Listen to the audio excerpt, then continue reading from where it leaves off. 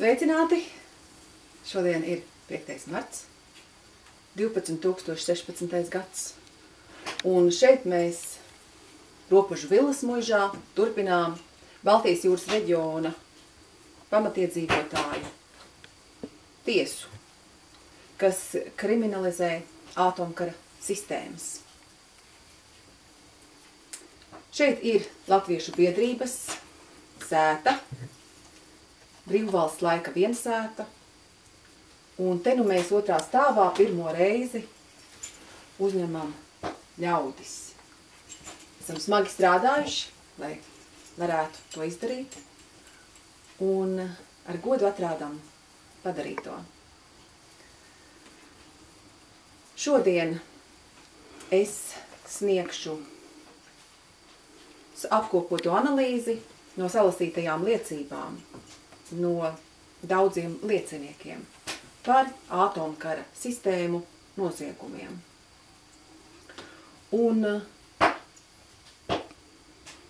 rīt un parīt jūs, godātā tiesa, varēsiet lemt vai kriminalizēt atomkara sistēmas vai atstāt tās patvaļā, kādā tās šobrīd rosās. Es personīgi, kā Baltijas jūras reģiona ķoniņiene, esmu tās jau nokriminalizējusi. Bet jūsu tiesu viedoklis ir jūsu, un tas ir neatkarīgs no mana. Lai svētīga ir šī diena mums.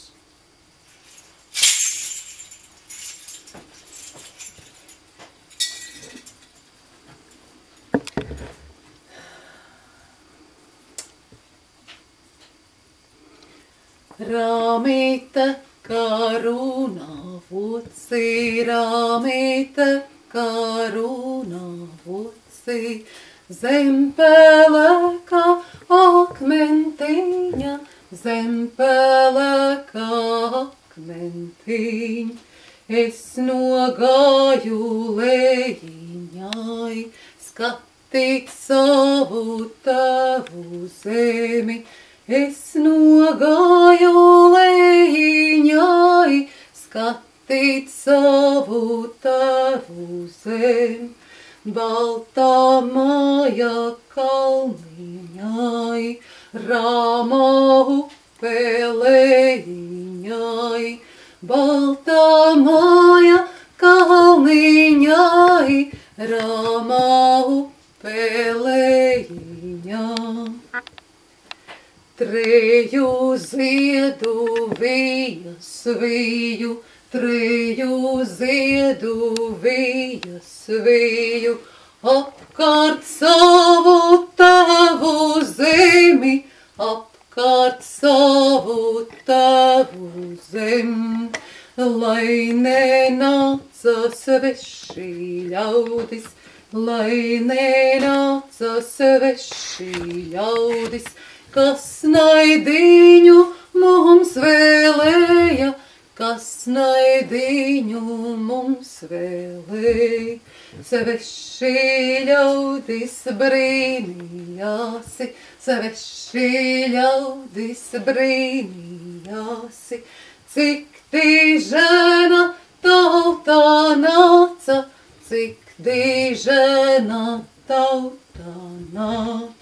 Baltas sakšas, sārtas jostas, baltas sakšas, sārtas jostas, treju zīļu vainādzīņas, treju zīļu vainādzīņš.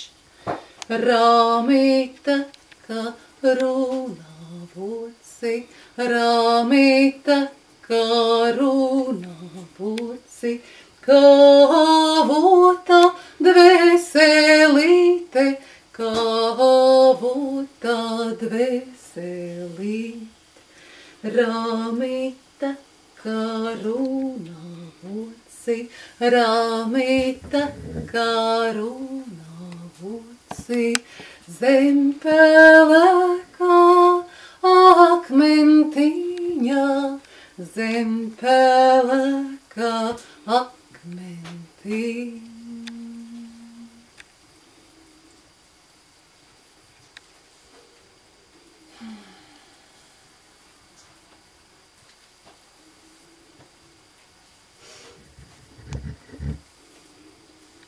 Lai šī spēka dziesma ietonē mūsu atbildīgo darbu un stiprina mūs, lai atbrīvoties no kriminālo atomkara sistēmu jūga, lai top.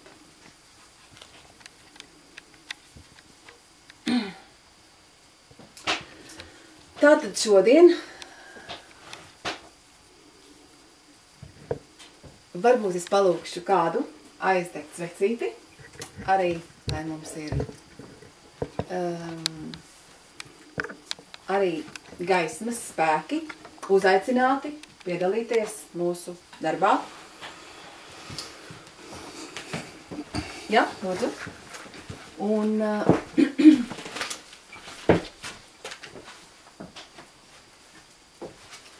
šodienas tēma ir ļoti smaga.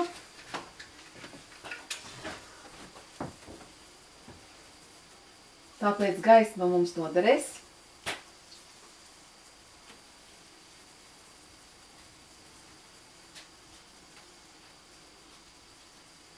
Zemāk, zemāk, zemāk.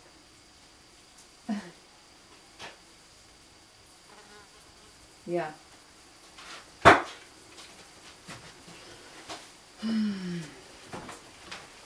Padomiņš ir mums vajadzīgs. Senču padoms. Un šīs dienas tēma saistās ar to, kad es mēģināšu apkopot to, ko esmu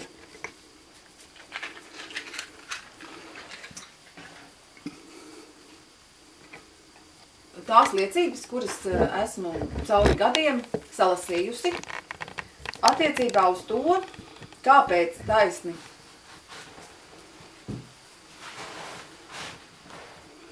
latviešu dzīvesziņa ir saistīta ar atomkara sistēmām. Un kāpēc latviskās dzīvesziņas ieviešana dzīvē ir izšķiroši būtiska, lai apstādinātu to iekārtu, kura iznīcina dzīvību uz planētas. Un dažos vārdos atbildot uzreiz īsi uz šo jautājumu, tas ir tādēļ, kad Latvijas pamatiedzīvotājiem ir tiešā saikne ar augstākiem spēkiem, un viņi ir spējīgi īstenot patiesu, mīlošu, labklājīgu, drošu Dieva iecerētu pasauli. Un tāda kompetence vairs uz planētas nav daudziem, jo zinātne ir kļuvusi par melu valstību, puspatiecību sfēru. Un tāpēc visi pamatiedzīvotāji visās valstīs ir izšķiroši svarīgi. Un šeit Latvijā tie ir Latvijas pamatiedzīvotāji un kā būtiskākā to kopa latviešu kopas. Un kāpēc tad atomkarš? Tāpēc, kad dēļ tā, kad mēdīji uz visas zemeslodes ir pārķerti, mēs nemaz nezinām to, kad atomkarš nepārtraukti notiek.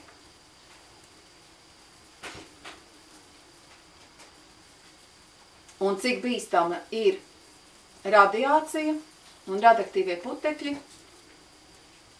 kuri tiek šobrīd bezatbildīgi izplatīti vidē. Tas ir izšķirošais process, kas iznīcina un burtiski izirdina visas dzīvās sistēmas. Gan cilvēku, gan dzīvniekus, gan putnus, gan augus, gan faunu, gan floru. Un tāpēc mums, latviešiem, ir šī vara. Un mēs to īstenosim caur latviešu biedrībām un mīļā sadarbībā ar pārējām citautiešu grupām. Šeit Latvijā izveidosim nāciju un atgūsim brīnišķīgu iekārtu. Vēl pat labāku nekā tās jebkad ir bijušas. Izveidosim to, izmantojot seno laiku pieredzi, bet arī modernās iespējas. Lai top. Un šodien mans uzdevums ir jums pavēstīt tieši par to, kādas liecības es esmu guvusi par to, ka notiek šis atomkarš. Un, ja mēs zinām, ka atombumbas Nagasaki un Hirošimā nebija daudzas, un Marshall Islands testi, kas bija no lidmašīnām nomestas lielas bumbas, un arī Novajā Zemļā milzīgi testu lauki Krievijā salīdzinoši bija ierobežotās teritorijās, un lai gan tur bija mirušo tūkstoši un cietušo miljoni, tomēr tas karstais atomkarš nav bijis tas, kurš ir nesis vislielākos zaudējumus planētai. Vislielākos atomkara zaudējumus ir nesis augstais atomkarš, kurš notiek arī mūsu Baltijas jūras reģionā. Un es esmu strādājusi Zviedrijā vairākus gadus nevalstiskās organizācijās, kas pēta šos jautājumus un piedalās sabiedriskajos procesos, lai varētu apstādināt šo visām dzīvības formām iznīcinošo piesārņojumu izplatīšanos vidē. Un tad es jums parādīšu šos materiālus, lai jūs arī varētu viņus interneta vidē viegli atrast, kā un ko. Tātad šīs konferences materiāli ir atrodami mājaslapā bsrr.w.org.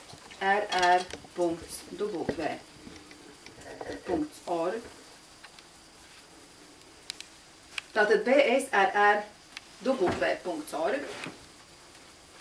Šeit tas ir redzams.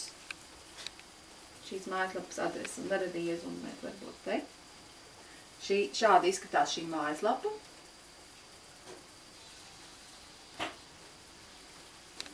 Un šeit arī ir noraksturotas šīs konferences, kas notikušas. Šitā jau ir 4. konference, 1. bija angliski, 2. krieviski, 3. zviedriski Stokholmā, un šī ir beidzot latviskā. Un kā mēs esam saistīti ar šo atomkaru un mūsu izšķirošā loma, kā to apstādināt. Tātad, šajā mājaslapā jūs arī varat lejuplādēt šo avīzīti šeit, kur es jums varu parādīt. Tieši šajā. Šeit viņa ir tāda, kāda viņa bija sociālajam fórumam. Toreiz es biju redaktora šīs avīzes. Un šeit viņa ir tikpat aktuāla šī avīze kā toreiz. Šeit ir noraksturoti materiāli par to, kad Lundā tiek celts reaktors, kas var būt pamatreaktors, lai varētu veikt kodola atkritumu transmutāciju vēlāk, pieceļot vēl dažas fabrikas klāt vienam. Šeit ir raksts par Černobiļas sekām. Šeit ir raksts par kodola atkritumu kapsētas izbūvi, par to, kā tas tiek plānots Somijā, jūras krastā, Olkiluoto, pie Olkiluoto atomelektrostacijas. Šeit ir raksts par to, ka šī ir ļoti aktīva seismiskā zona, kurā tiek plānotas šīs kodola atkritumu kapsētas. Tātad, šeit ir bijušas ļoti lielas zemestrīces dažus tūkstošus gadus atpakaļ. Un šeit ir alternatīvās idejas, kā labāk glabāt. Kā piemēram šeit viņus nepārtraukti uzpasējot, nevis noliekot apakšā, kur viņi izplūdīs gruntsūteņos šos kodola atkritumus. Viņiem būtu drošāk būt lielos kalnos, kur viņus cilvēki uzpasētu. Un pārbaudīt, kad tie sāk tecēt. Šeit ir raksts par Lisabonas līgumu un Eiratom līgumu, kuri visi pamatojas uz to, lai padarītu izrakteņus par vienas korporāciju konglomerāta īpašumu. Tas jau ir izdarīts. Eiropas Savienības visi izrakteņi, radioaktīvie, visi radionuklīdi pieder šai korporācijai. Tāpat šeit ir raksts par Olkiluoto 3. Tobrīd būvi reaktoru jauno un arī par alternatīvo enerģiju, par ģeotermālo enerģiju šeit ir raksts. Šeit ir arī raksts par urāna ieročiem, kuri tiek izmantoti visos karos šobrīd, slepus, neatļauti, visos karos, kuros arī Latvija ir krimināli piedalījusies, palīdzot virsvarām kolonizēt pamatiedzīvotājus Irākā, Dienvidslāvijā, Lībijā, Afganistānā, kur izveidoja narkotiku plantācijas vislielākās pasaulē, narkobaroni, ieskaitot Sorosu. Un tāpat tās šobrīd Sīrijā tiek izmantot šie urāna ieroči, kuri pārvērš tanku putekļos dažos mirkļos. Šeit ir arī mans raksts par dzimumlomu ekonomiku, jo es savu zinātnisko darbību uzsāku ar maģistra grādu dzimumlomu ekonomikā, kur šeit ir redzams šis simbols, kas izsaka to visu. Un mājaslapa, kurā var lejuplādēt manus zinātniskos Zviedrijā sarakstītos darbus. Un šeit ir tas modelīts par to, kā veidot balansu starp vīrišķo un sievišķo, starp patriarkātu un matriarkātu, lai apstādinātu šo izmisīgo vispasaules konglomerātu militāro korporāciju, kura ir pašiznīcinoša dzīvības sistēmā. Un šeit ir arī šī karte ar pazemes kodola ieroču testu izvietojumu. kuru jūs varat atrast. Tātad tas ir no Borovija arhīva pazemes atomtestu karte. Un kā jūs redzat, tad visa Krievija ir vienmērīgi izbombardēta ar atomieročiem. Jeb šo testiem tā saucamajiem. Kāds ir bijis iegans to izdarīt, tas nav tik būtiski. Svarīgi ir, ka tas ir izdarīts. Visa milzīgā, bagātā Krievzeme ir uz visiem laikiem piesārņota ar radioaktīvām vielām, jo urāna pussabrukšanas laiks ir 4,5 miljārdu gadu. Un tātad šo avīzīti jūs varat lejuplādēt šajā mājaslapā. Un šeit arī var lejuplādēt šo pētījumu, kurš te ir saitē lejuplādējams, ja? Noliec uz galdiņu, lai viņš nekritās. Es vienkārši nevaru viņu tādu noregulēt. Sūdīgi redzēt. Un šeit, ja jūs uzklikšķināt uz šīs saitītes, tad atverās viss šis pētījums, kas ir veikts 15 gadus atpakaļ. Īstenībā tie ir amerikāņi kopā ar krievu zinātniekiem.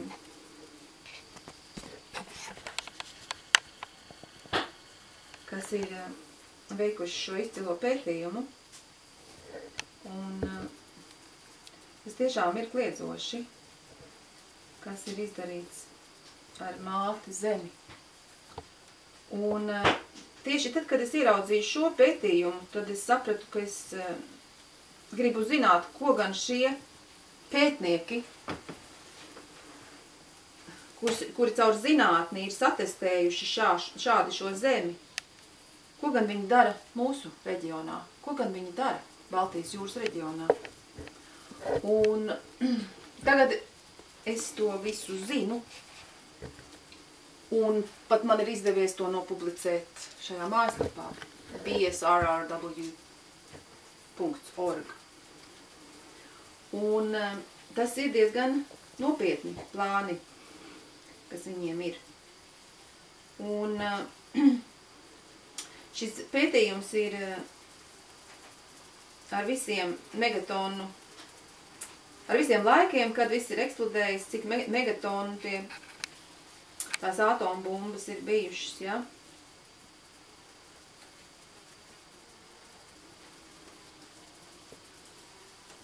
Un šeit ir karte, kur var tā tuvāk redzēt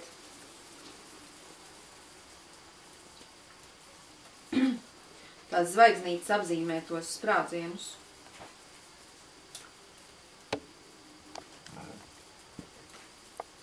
Un pašās beigās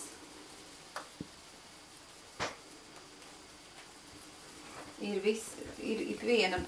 viens sprādziens atainots, redziet, ar laiku un visiem parametriem. Un kā jūs redzat, tad mēs runājam par 714 atombumbu sprādzieniem.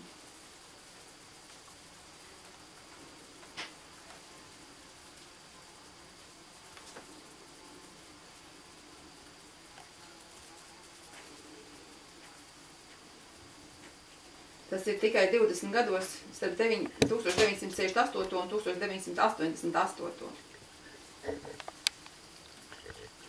Un tieši Krievijā.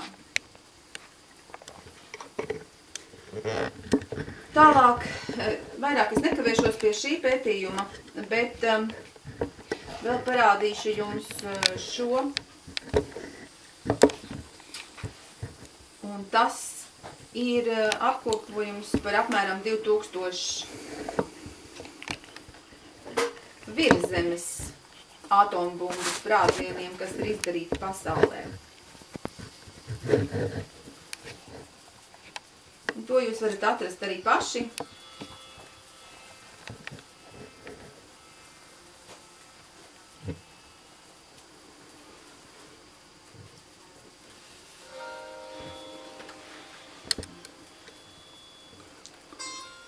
Tas bija kaut kas cits.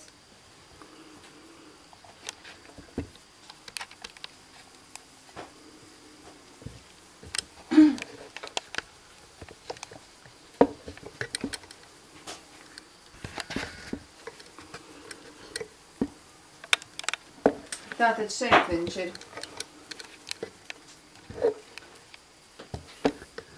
Video saucas Time-lapse map of every nuclear explosion since 1945. Un to ir izveidojis Isao Hashimoto. Protams, Japāņi, kas tik daudz cietuši, un to šai tēmai ir pievērsušies. Un šeit var redzēt pāri pa 2000 sprādzienus, kur iesākās, protams, Japānā, kā mēs zinām. Pirmā atombumba 1945. gadā, ko uzspriedināja amerikāņi. Un tāpat otrā arī 1945. gadā.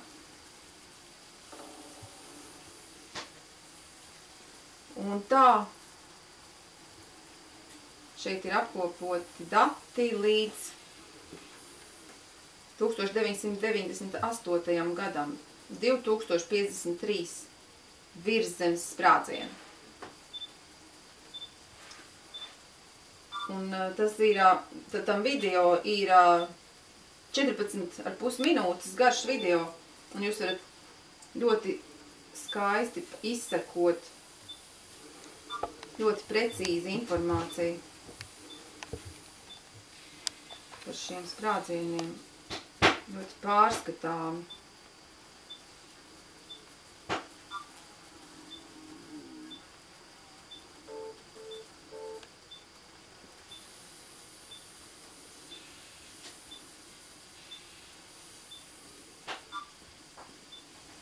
Kazahstānā ir liela daļa, protams. Un visvairāk ir Amerikā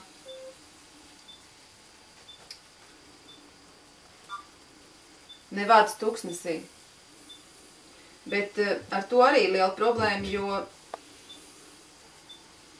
pateicoties planētas griešanās virzienam, tad visi Amerikā izdarītie testi arī pa gaisu tiek pārvietoti pār visam Amerikas kontinentam.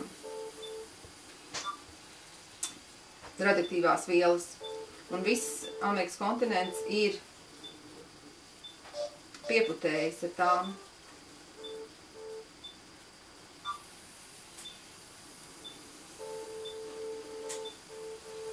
Atļaušos pārlikt vēl pāri.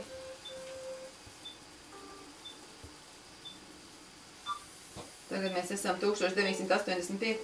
gadā. Un nu jau ir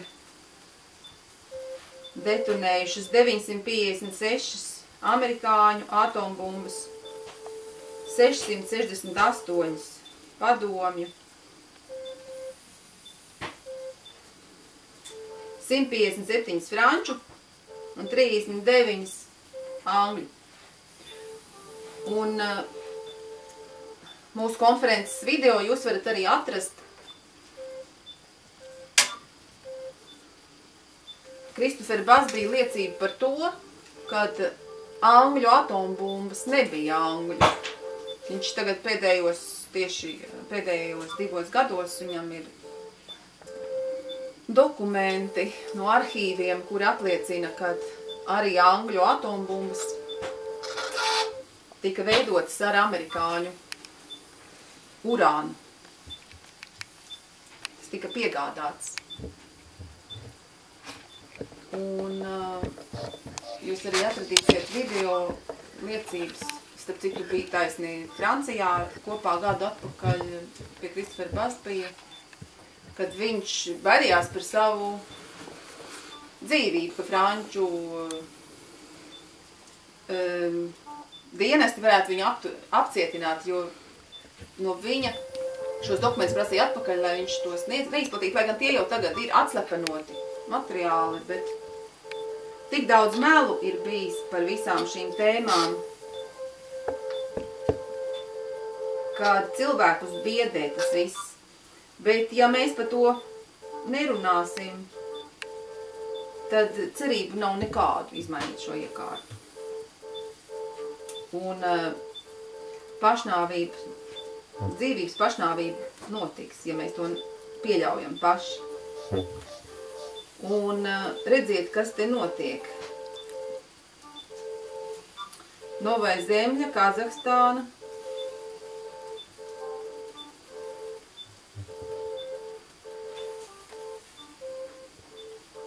Indija.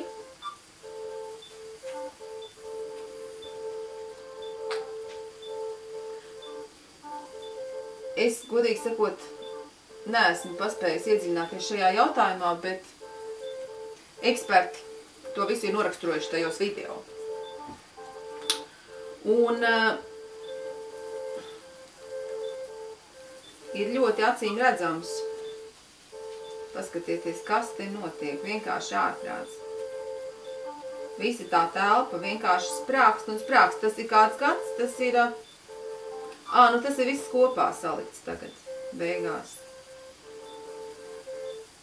Pātrinātā versijā. Un parādīts, kur visvairāk. Novaya Zemļa, Kazahstāna, Teksas. Un arī okeānos uz salām atombumbas visvairāk saspridzinātas.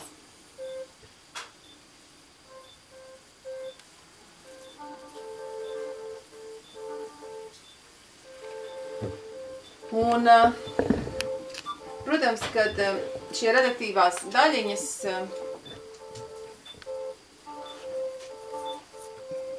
izplatās ar vēju mūsu vidē un ar pārtikas produktiem, kas aug šādā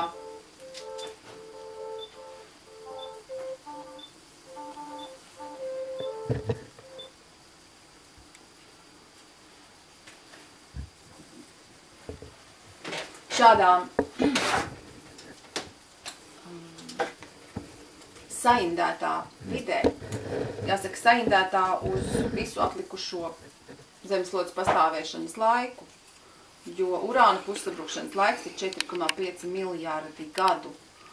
Un pussabrukšana ir tikai pussabrukšana, bet, lai viņš paliktu nekaitīgs, ir jāreizina ar 10, 45 miljārdi gadu.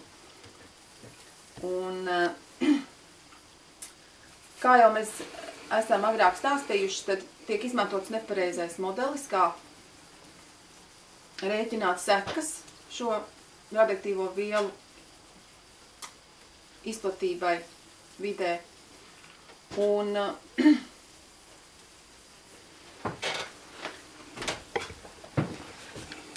es tieši veidojot šo konferenci, sociālā fóruma konferenci Zviedrijā satiku profesoru Kristoferu Bazbiju un sāku ar viņu sadarboties.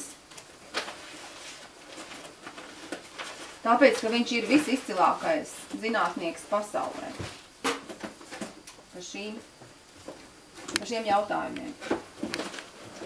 Un mūsu sadarbības laikā mums izdevās arī izlaist šo grāmatu, kurā ir attēlots pareizais modelēšanas instruments, kā pareizi paredzēt sekas, cik daudz būs slimu un neauglīgu, nedzimušu, mirušu.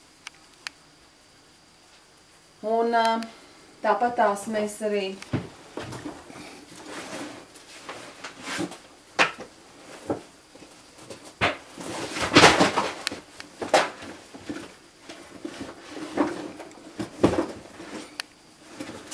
kopā izdevām vienu citu grāmatu, kura man ir palikusi apakšā.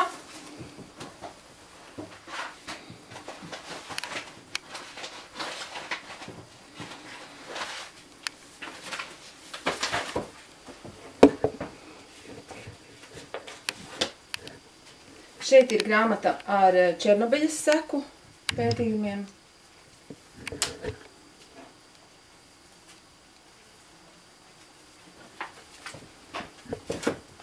Un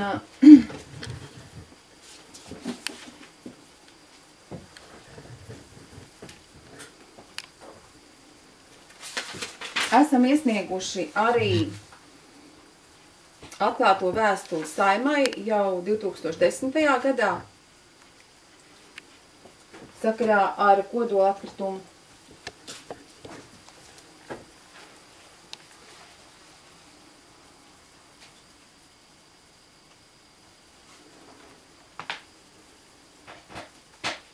piesārņojumu Baltijas jūras reģionā un Baltijas jūras kā pašas radioaktīvākās pasaules jūras statusu. Un par to, ka pareizi modeli jālieto, lai pareizi paredzētu sekas. Tāpat tās esam arī iesnieguši Zviedrijā ziņojumu vairākas reizes gan sabiedriskām organizācijām, gan visbūtiskākais tiesai. Miljö- un marktumstolen, kas ir dabas aizsardzības un zemes tiesa, kurai ir jālēmj par to, vai atļaut šīs kodola atkrituma kapsētas būvēt pašā jūras krastā vai nē. Un šeit ir tas attainojums par iespējamām katastrofām no šīm kodola atkrituma kapsētām. Ņemiet tik vērā, ka šeit tabula ir eksponenciāla, viņa nav precīza. Ja šeit ir 1000, tad šeit ir 500 miljoni jau, ja? Lai gan izskatās kā uz pusi. Ja? Tā kā riski ir neaptverami milzīgi. Un šis projekts nekādā gadījumā nedrīkst tikt pieļauts, jo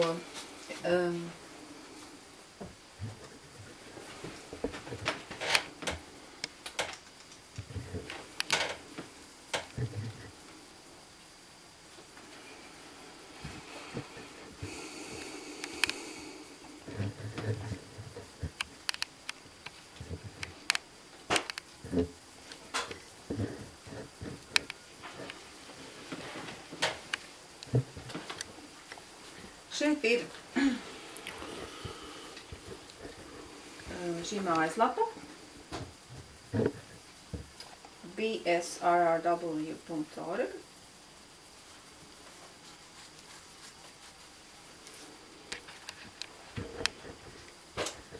kurā tad jūs varat atrast gan informāciju par to, kā aizsargāties, gan par to, kādas atomelektrostacijas ir Baltijas jūras reģionā, gan par to, kādi ieroči tiek veidoti no kodola vielām, un par kodola atkritumu kapsētām mūsu Baltijas jūras reģionā. Tālāk par šo transmutācijas reaktoru, kurš tiek būvēts Zviedrijā. Un tāpatās būtisks ir arī Studsvīkā, Zviedrijā arī ir industrija, kas pārkausē no visas planētas, tur ved radioaktīvos metālus un pārkausē mazāk radioaktīvos, kas arī ir ļoti bīstams process un ļoti piesārņo vidi. Visos šajos industriālajos uzņēmumos es personīgi esmu bijusi un varu liecināt par to. Es esmu bijusi arī Pazemē pie Fošmarkas uzņēmumā, kur ir mazāk radioaktīvo vielu glabātava tagad, kas nav pastāvīgā glabātava. Un tāpatās arī Oskarshamnā esmu bijusi, kur ir atomelektrostacija glabātava kodola atkritumu baseini. Un vislielākais drauds īstenībā ir šie baseini, kas ir pilni ar kodolatkritumiem. Jo, kad atomelektrostaciju reaktori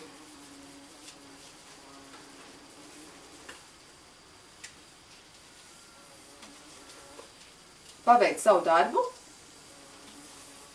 tad ārkārtīgi daudz radioaktīvo vielu vēl joprojām uzturošās šie stobri tiek salikti baseinos iekšā. Un viņi ir kā granuliņas, kā spiriņas tādos stobros saliktas rindās. Šīs koncentrētās radioaktīvās granulas. Un viņus visu laiku ir jādzesē. Un tātad šis process ir atkarīgs tiešām no cilvēkiem, ka tie cilvēki tur ir un dzesē viņas. Un, ja kaut kas notiks un cilvēku vairs nebūs, kas šo visu dzesēs, tad tur notiks šausmu lietas. Un priekš tā visi, lai to visu dzesētu, ir vajadzīga pat elektrība. Ja? Tas ir ļoti civilizācijas atkarīgs process. Un pietiktu ar vienkāršu saules aptumsumu, izvirdumu, kas izslēgtu ārā elektrību uz kādu nedēļu. Un katastrofa būtu fakts. Visā planētā visi šie kodola atkritumu dzesējošie baseini vienkārši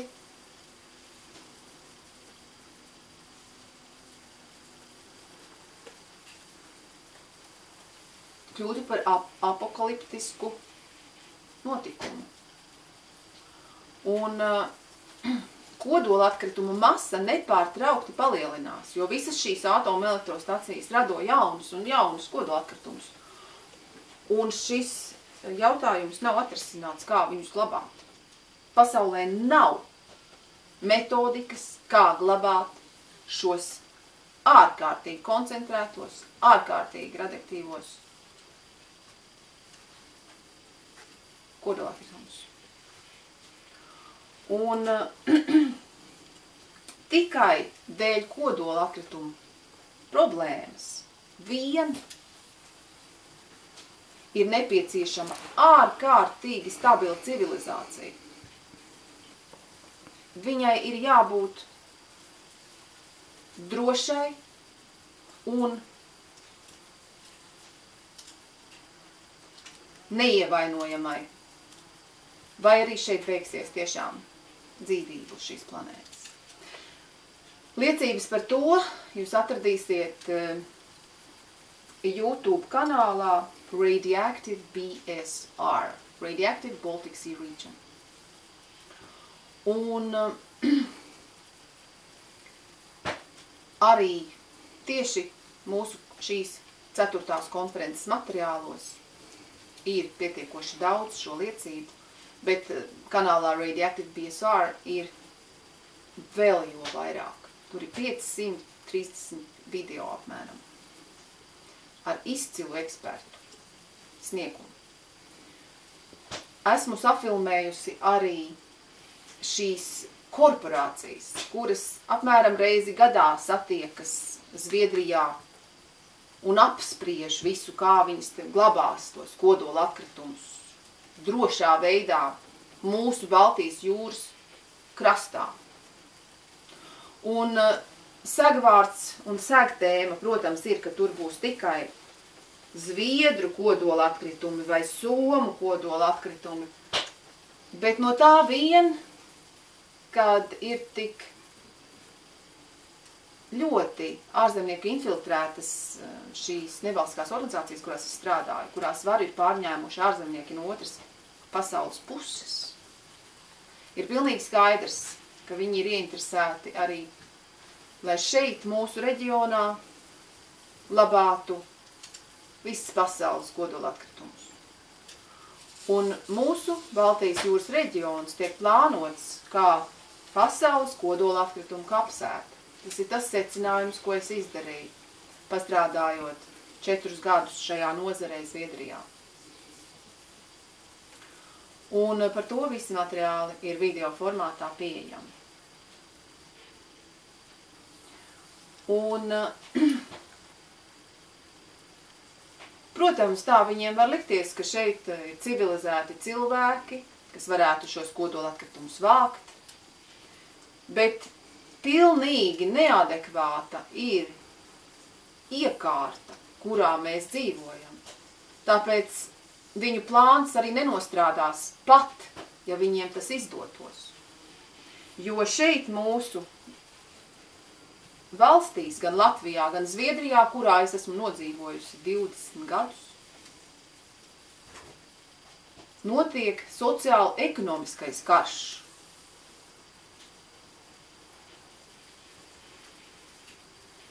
Šeit notiek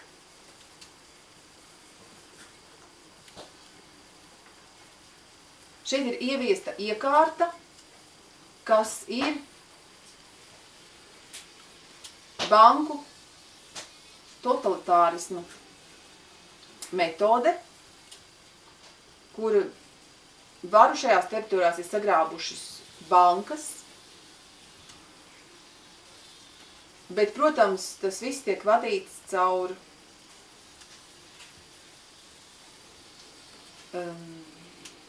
reliģiskām struktūrām, un par to arī ir materiāli kanālā Free Latvia. Un Free Latvia kanālā ir pār 2000 video ar būtiskām liecībām par sociālo-ekonomisko karu mūsu reģionā.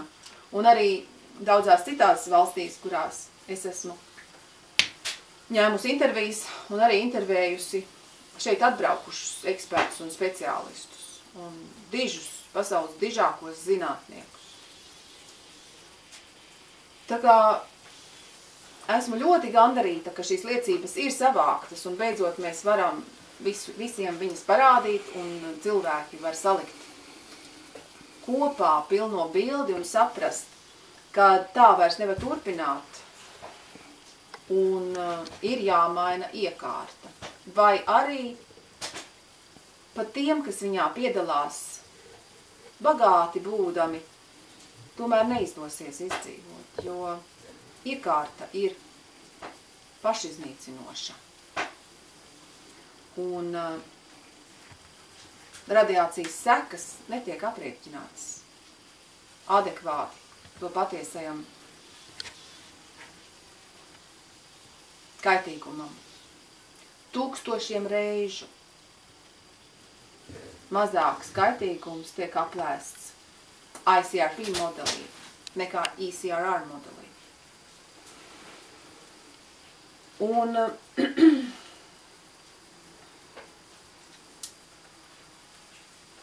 es varbūt tās tagad aiziešu un paņemšu to otru grāmatu, kuru man tad nebija paņēmusies, ja?